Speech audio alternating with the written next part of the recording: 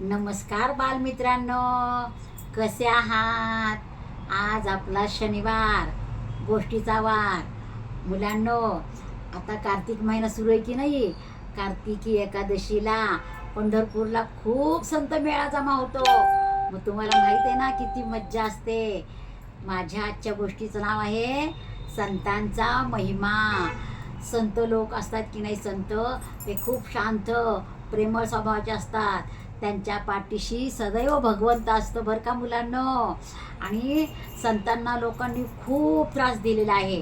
त्यापैकीच एकनाथ महाराज होते बरं का. एकनाथ महाराजांना कधीही राग येत नव्हता. त्यांना कोणीही कितीही त्रास दिला तरी ते कधी चिडत नसत. म्हणून लोक त्यांच्यावर इतके जळतात ना, आणि त्यांना कसा तरी त्रास द्यायचा आणि त्यांना राग उत्पन्न करायचा त्यांचा, असा जणू काही त्या गावाने चंगच बांधलेला असतो बरं का. आणि ते रोज त्रास द्यायचे. एक दिवस काय होतं, त्यांच्याकडे की नाही ज्ञानेश्वर, निवृत्ती, ज्ञानदेव, सोपान मुक्ताबाई हे आलेले असतात बरं का, संत संत मंडळी.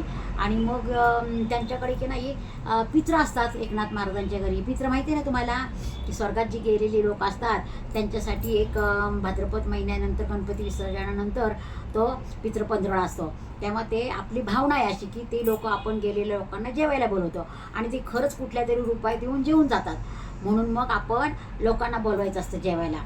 तर एकनाथ महाराज गावातल्या लोकांना जेवायला बोलवतात आणि एवढं हो येऊ येऊ म्हणतात बरं का अगोदर. आणि एवढा त्यांनी छान स्वयंपाक केलेला असतो. आणि मग गावातली लोक कोणीच येत नाही. बघू म्हणे आता ह्यांची गंमतच करायची, आपण जायचंच नाही पित्र जेवायला त्यांच्याकडे. कोण येते ह्यांच्याकडे, बघू देतच जेवायला बरं का. मग ते वाट पाहतात आणि काय करतात आता येत नाही. मग ज्ञानेश्वर महाराज आणि निवृत्ती महाराज म्हणतात, काय झालं एकनाथ महाराज, तुम्ही कसली वाट पाहताय? तर ते म्हणे, अहो मी गावातल्या लोकांना जेवायला बोलवलं हो, पण कोणीच जेवायला आले नाही. का तर म्हणे असं काय मला माहिती आहे, पण ते सांगत नाही. म्हणजे कुणाचं नावही सांगायचं नाही, कुणाची चुगली करायची नसती, असे संत लोक असतात बरं का. पण जे अंतर्ज्ञानी असतात त्यांना बरोबर कळतं. निवृत्तीनाथांना बरोबर कळलं की लोक ह्यांचा अंत पाहतात, ह्यांना राग यावा हा त्यांचा विचार आहे, म्हणून लोक जेवायला आले नाही. ह्यांचा स्वयंपाक व्हायला गेला की मग हे चिडतील, म्हणून हे असे त्रास देतात लोक बरं का. मग निवृत्ती आणि ज्ञानदेव काय करतात, असं हे करतात, समाधी लावतात आणि समाधी लावल्यानंतर वरचे जे गेलेले लोक असतात की नाही, मेलेली लोक पित्र, ती सगळी उतरतात खाली.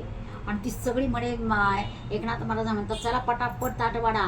मग ताट वाढतात ना, तर खरंच मेलेली सगळी लोक जेवायला आलेली असतात आणि जेवायला बसलेली असतात. आणि मग त्यांचा जोरात जयघोष होतो, वदनी कवल घेता नाम घ्या श्रीहरीचे. असं म्हटल्याबरोबर गावातल्या लोकांना तो आवाज जातो, अरे बापरे, अख्खं गाव तर जेवायला गेलंच नाही, मग ह्यांच्या घरी जेवायला आलंय कोण? म्हणून की नाही एक चोंबडा येतो. चोंबडा म्हणजे एक माणूस, अशी जी दृष्ट माणसं असतात ना ती, एक येतो आणि हळूच कवाड उघडून बघतो. कवाड म्हणजे पूर्वीच्या आपल्यासारखं कडी कुलप नव्हती दाराला. कवाड म्हणजे असं नुसतं लोटून घ्यायचं, इतका विश्वास होता. म्हणजे तिथे त्यावेळेला एवढं हे भीती नसती कसली. तर ते कवाड हळूच उघडून बघतो ना, तर त्या माणसाला स्वतःचे वडील दिसतात तिथं जेवायला बसलेले. अरे बापरे, माझा बाप जेवायला बसलाय. अरे बापरे बापरे, घाबरतो तो आणि मग जातो. तर दुसरा विचारतो, काय झालं एवढं का घाबरला? अरे तिथे जेवायला तर माझा बाप बसलाय म्हणे, आणि आता काय म्हणजे काय खरं नाही बाबा. मग तो म्हणतो, चल उगाच खोटं बोलतोस, तर मी जाऊन बघतो जा. आणि मग तो हळूच दार उघडतो, बघतो तर त्याचा मामा जेवायला बसलेला. अरे बापरे, माझा मामा जेवायला बसलाय. असं सगळेजण एक एक एक एक एक एक करून सगळ्या गावातले लोक येतात ना, अशी पंगत बसलेले असतात. कोणाचे आजोबा, तर कोणाचे वडील, तर कोणाचे चुलते, तर कोणाचे मामा, तर कोणाचा भाऊ, तर असे कोणाचा मुलगा, असे जेवायला बसलेले असतात. सगळेजण आश्चर्यचकित होतात. म्हणे आपण चुकलो, आपण जर त्यांच्या घरी जेवायला गेलो नाही.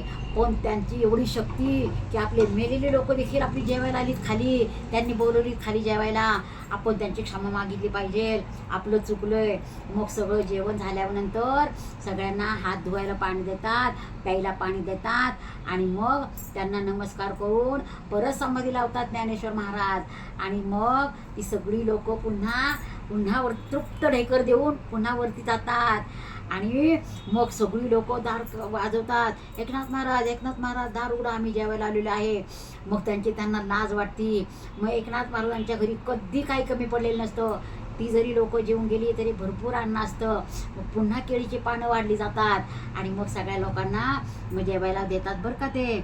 पण सगळी लोक जेवायला बसायच्या अगोदर नतमस्तक होतात. ज्ञानेश्वर आणि महाराजांच्या, निवृत्ती महाराजांच्या, सोपान महाराजांच्या, मुक्ताबाईच्या आणि एकनाथ महाराजांच्या नतमस्तक होतात. म्हणे तुमची महती इतकी आहे की आम्ही चुकलो, आम्ही पामर, आम्ही तुम्हाला त्रास दिला, आम्हाला क्षमा करा म्हणून विनंती करतात. पण एकनाथ महाराज म्हणतात तुमचं चुकलं नाही, उलट तुमच्या अशा वागण्यामुळे मला माझे सगळे खरे खरे पितर आले जेवायला. तुमच्यामुळेच झालं हे सगळं, तुमच्यामुळेच मला हे भाग्य मिळालं. उलट एकनाथ महाराज त्यांनाच जास्त मान देतात आणि त्यांच्यामुळेच आपल्याला सगळं मिळालं म्हणून त्यांना हे करतात, वंदन करतात. अशी असती संतांची महती. म्हणून मुलांनो नेहमी चांगली संगत धरावी, संतांचे विचार अंगी बाळगावेत. आवडली का गोष्ट आवडली असल्यास लाईक करा, सबस्क्राईब करा, शेअर करायला विसरायचं नाही.